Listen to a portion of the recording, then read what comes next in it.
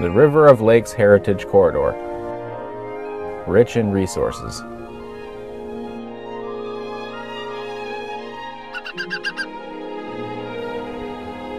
Ilaka, the name given this area by its early inhabitants. It meant River of Lakes, and it couldn't have been more fitting.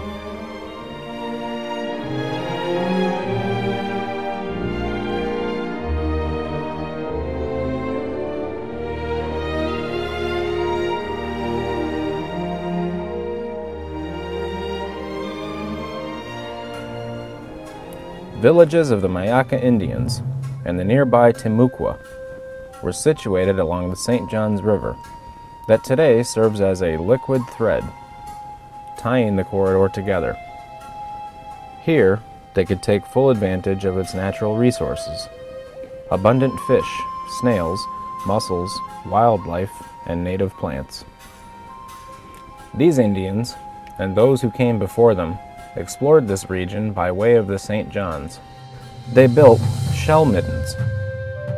These mounds have yielded evidence of an extensive and sophisticated culture, one that evolved for 14,000 years. Paleo-Indians living here used their beautifully chipped stone weapons to hunt mastodon. Later inhabitants fashioned bones, shells, and even ceramics into decorative, ceremonial, and practical objects. Intricately carved wooden pieces, such as the owl totem from Hantoon Island, tell stories of these ancient cultures.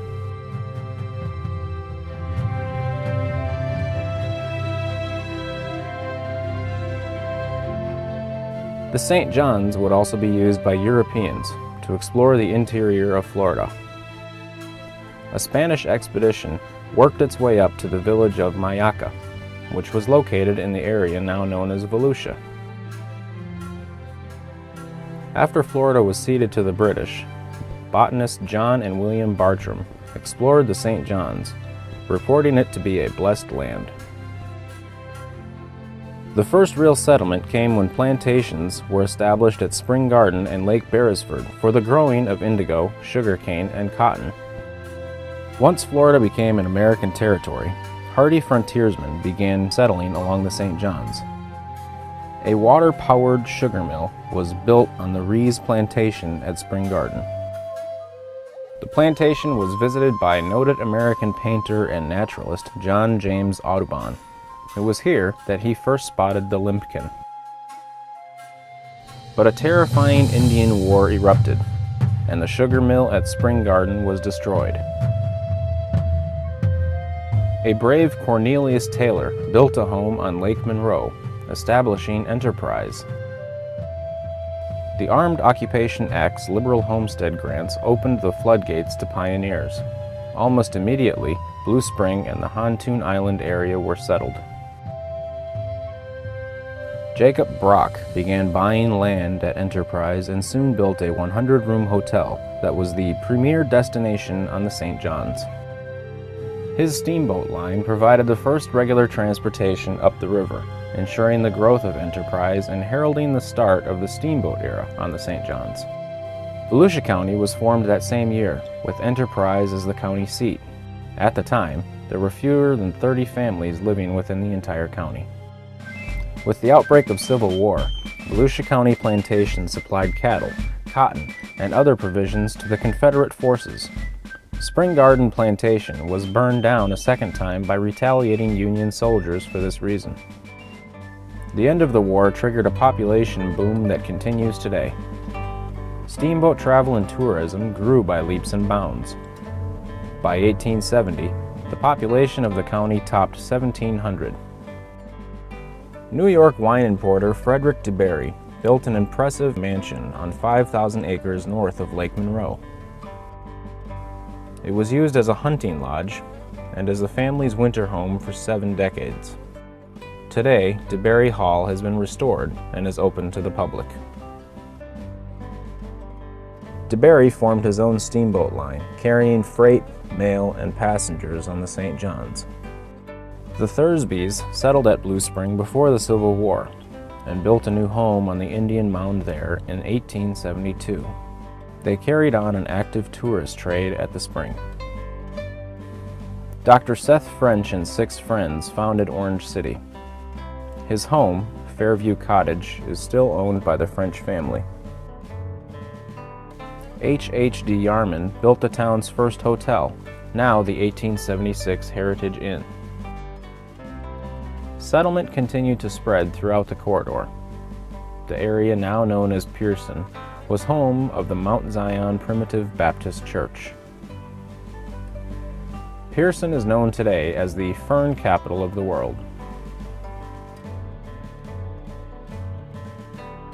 But by far the most important development of this era was the arrival of Henry DeLand, who formed the town of DeLand. He founded the DeLand Academy, Florida's first private university. The next year, DeLand Hall was built. In 1886, the school was renamed Stetson University for John B. Stetson, who had assumed its endowment. It was in the 1880s that the railroad first opened a new way to bring tourists and goods to the area, and to export the oranges and other items produced here. This marked the beginning of the end of the steamboat era. By this time, communities were taking root all through the area. Lake Helen was founded by Henry DeLand and named for his daughter.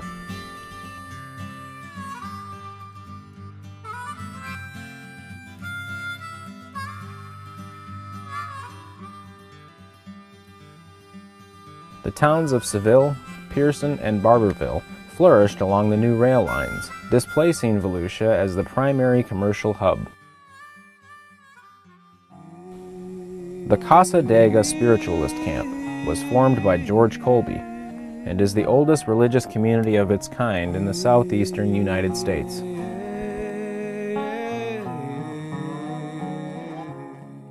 The Athens Theater was built in DeLand as a center of popular culture and is now being restored to its original splendor. 1929 saw the dedication of the Volusia County Courthouse in DeLand and the Orange City Town Hall, just as the country entered the Great Depression.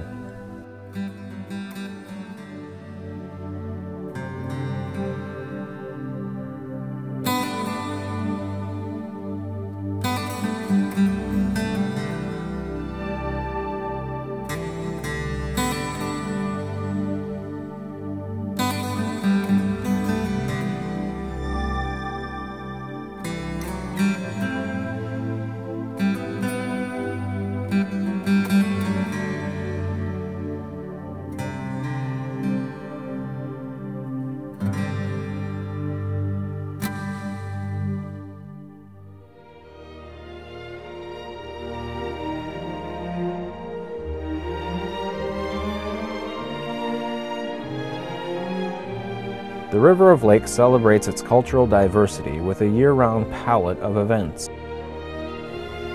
There is something for everyone on the corridor's cultural calendar.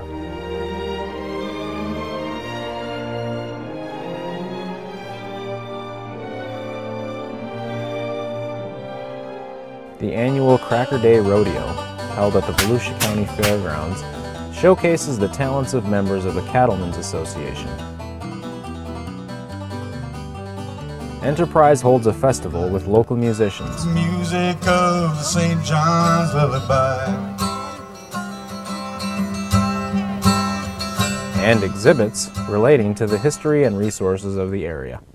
The Pioneer Settlement for the Creative Arts holds a fall country jamboree every November, featuring historical demonstrations, musicians, artisans, and crafters.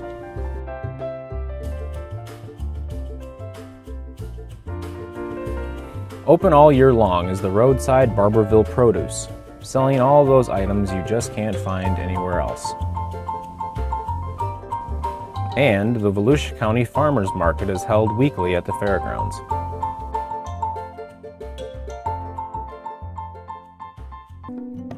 The DeLand House Museum and adjoining Conrad Center, home of the West Volusia Historical Society, are a treasure trove for those interested in the early days of Volusia County.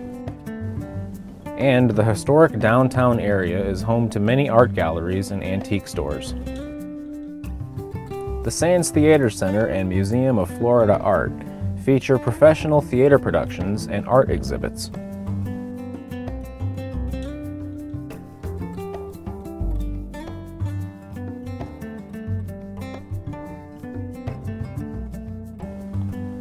The corridor is a cultural gold mine.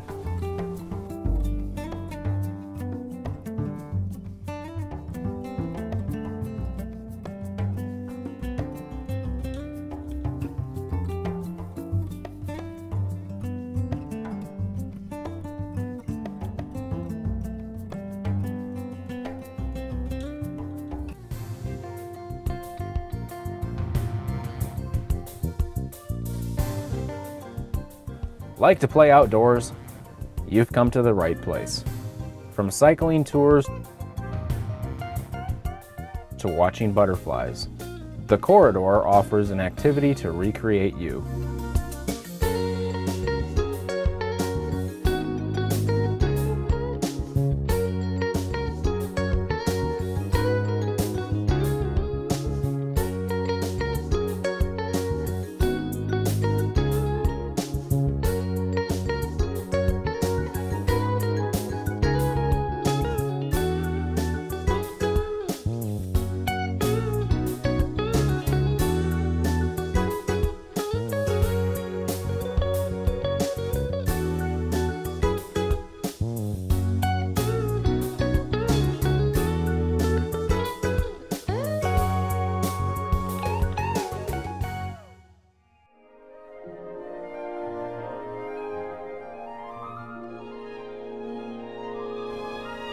The defining natural resource of the corridor is the St. Johns River.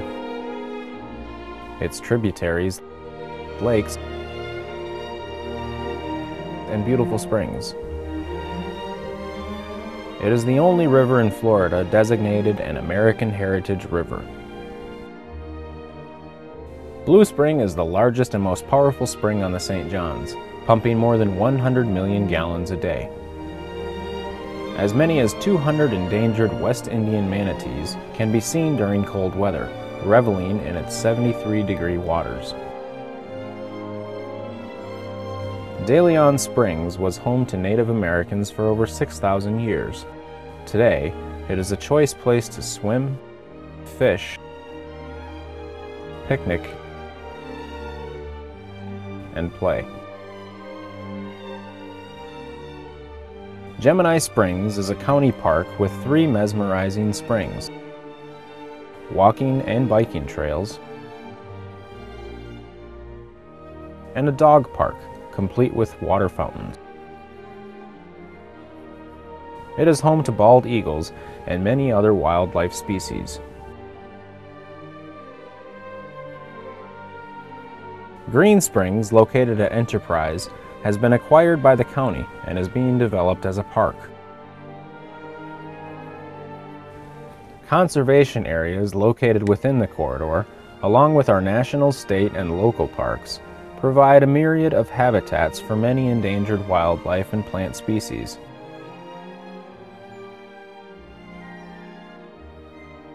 And ample opportunity for recreation.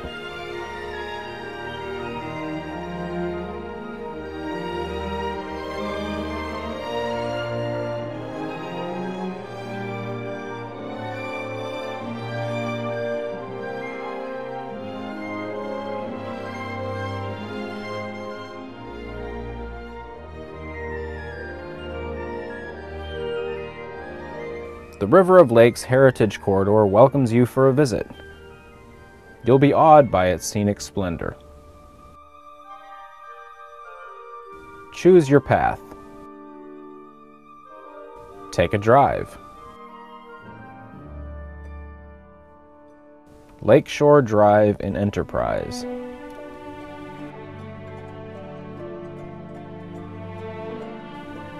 Grand Avenue in Glenwood.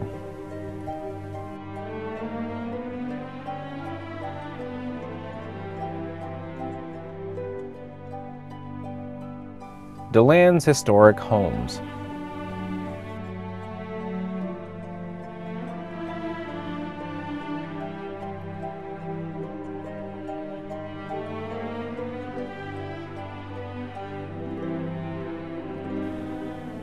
State Road 415.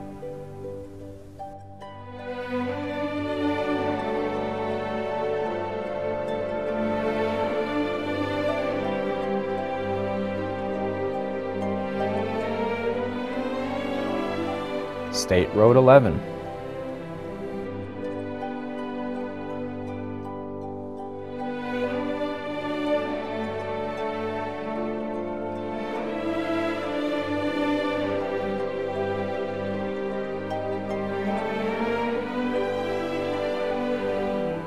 County Road 3.